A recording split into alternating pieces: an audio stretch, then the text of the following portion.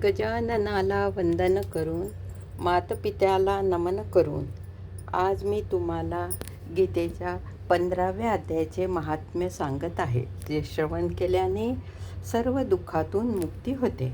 ओम नमो भगवते वासुदेवाय.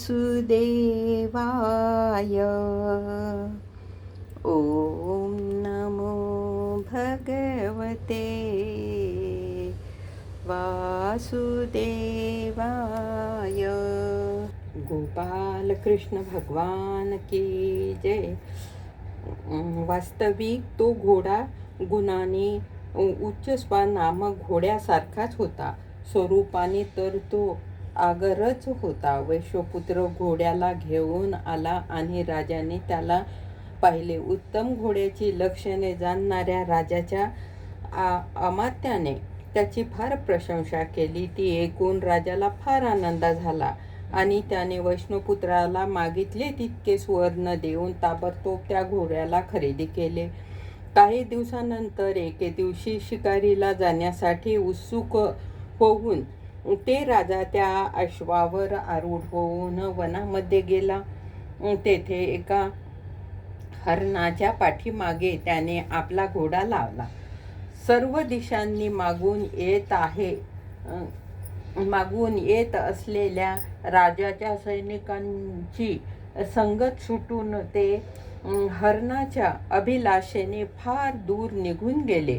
त्यावेळी ते तहानेने व्याकुळ झाले होते. तेव्हा ते घोड्यावरून उतरून पाण्याचा शोध घेऊ लागले.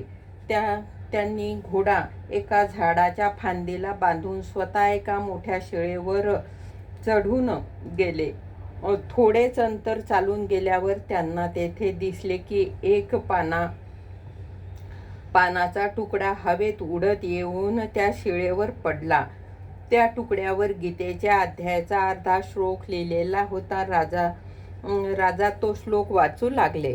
त्याच्या तोंडातून गीतेची अक्षरे ऐकताच घोडा जमिनीवर पडला आणि आपल्या अश्व शरीराचा त्याग करून ताबडतोब एक दिव्य विमानात बसून स्वर्गलोकी गेला. त्यानंतर राजाने पहाडावर चढून एक सुंदर आश्रम पाहिले की जेथे नागेश्वर, केळी, आंबे आणि नारळाची वृक्ष आहेत. त्या आश्रमामध्ये संसार वासनेतून मुक्त झालेल्या एका ब्राह्मण बसले होते.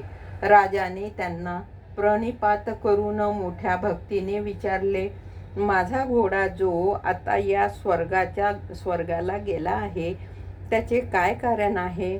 राजाचा प्रश्न ऐकून त्या त्रिलोकदर्शी मंत्रवेत्ता आणि महापुरुषांमध्ये श्रेष्ठ असलेल्या विष्णू शर्मा नावाच्या ब्राह्मणाने सांगितले, हे राजन, पूर्वी तुमच्या येथे जो रसभमेंडू नावाचा सेनापती होता त्याने तुम्हाला पुत्रासहित ठार मारून स्वतःचे राज्य गिळंकृत करण्याची तयारी चालवली होती.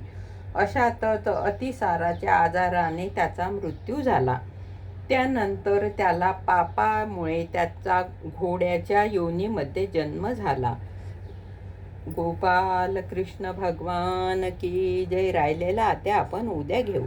ओम नमो भगवते वासुदेवाय. ओम नमो भगवते वासुदेवाय.